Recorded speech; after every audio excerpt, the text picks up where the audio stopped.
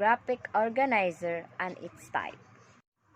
A graphic organizer is a visual and graphic display that relationship between facts, terms, and or ideas within a learning task. Graphic organizers are also sometimes referred to as knowledge maps, concept map, story maps, cognitive organizer, advanced organizer, or concept diagrams. We are going to discuss the type of graphic organizer. KWL chart. A KWL table or KW chart is a graphical organizer designed to help in learning. The letters KWL are an acronym for what students in the course of a lesson already know, want to know, and ultimately learn.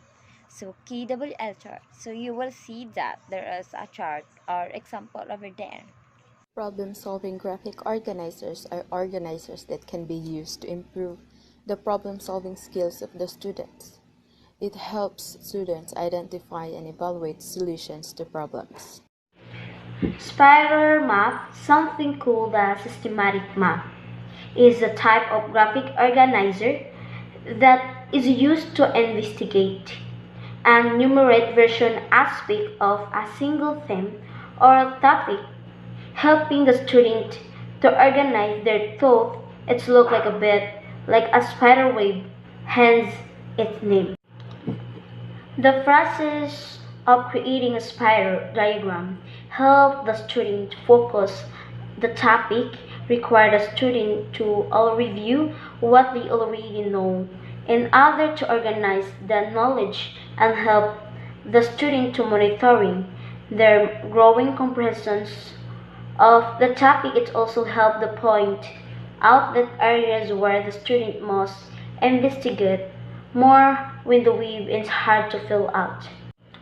If the topic had involving investigating attribute associated with a single topic, and then of the more details on each of these idea used a spiral diagram as your graphic organizer.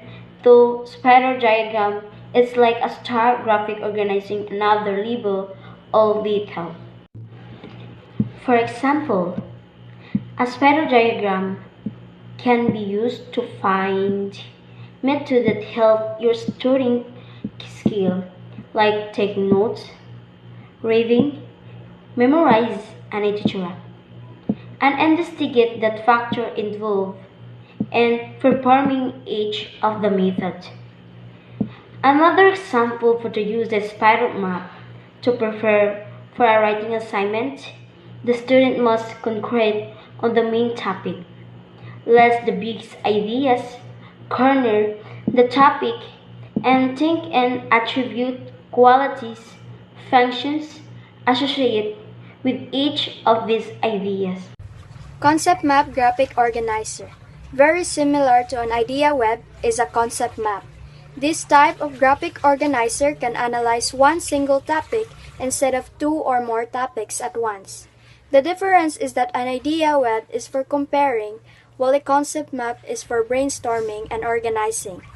Concept maps sometimes stem out in so many directions that they end up looking really complicated. This type of graphic organizers are good for many stages of content production, from the messy brainstorm stage to the more structured hierarchical organization. This type of organizational chart usually ends up very large and complex. It's more suited for personal use than for an infographic or presentation, although a concept map is sometimes used for data visualizations that show connections between the topics. So I choose Analogy Organizer. Use this Analogy Organizer when teaching new concepts to your class. Your students will find it easier to understand new ideas if you compare them to concepts they are already familiar with. This printable is customizable. Tailor the PDF to your teaching needs by typing the highlighted fields before printing. Hi guys, so my name is Therese Marie Salvador and I will be explaining to you the vocabulary graphic organizer. So this tool can be used to assess the vocabulary knowledge of students. You can create a graphic organizer including various elements to help students learn new words and learn antonyms and synonyms. Vocabulary graphic organizer is also called a word map. So why do we use this organizer, or why do we use these word maps? Well, because they're useful for helping students develop their understanding of a word, especially for those who are learning English as a second language. I mean, it will be easier for them, right? And next is they help students think about new terms or concepts in several ways by asking the following questions. What is it? What is it like? And what are some examples?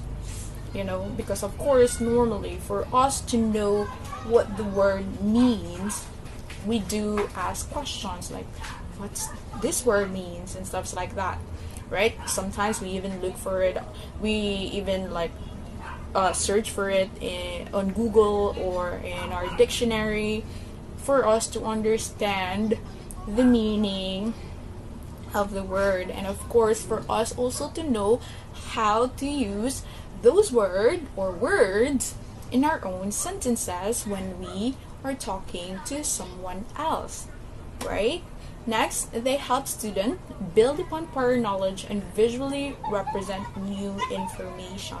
So of course, every time you learn a new word, you don't just memorize it.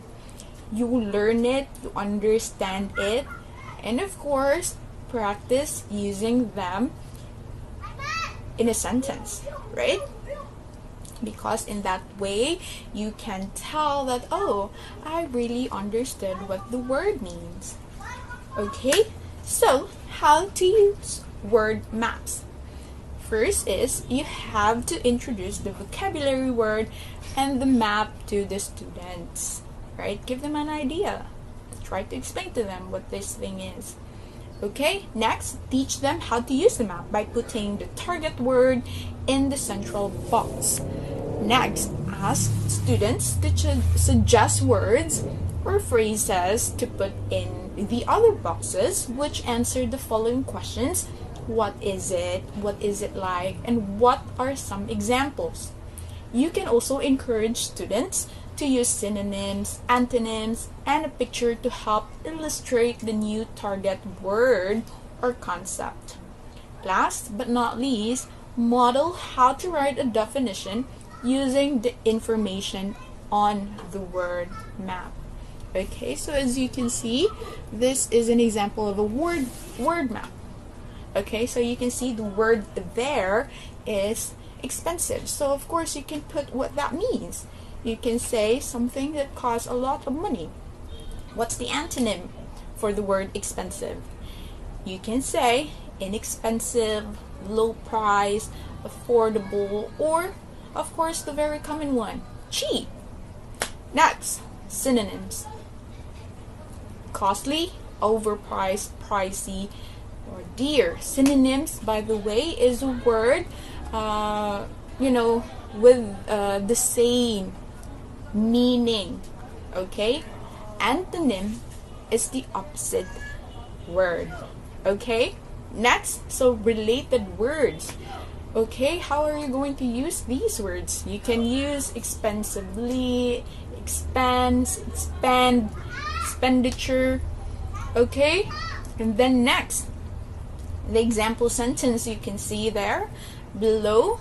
So I cannot afford, or I can't afford to buy my dream house because it's expensive.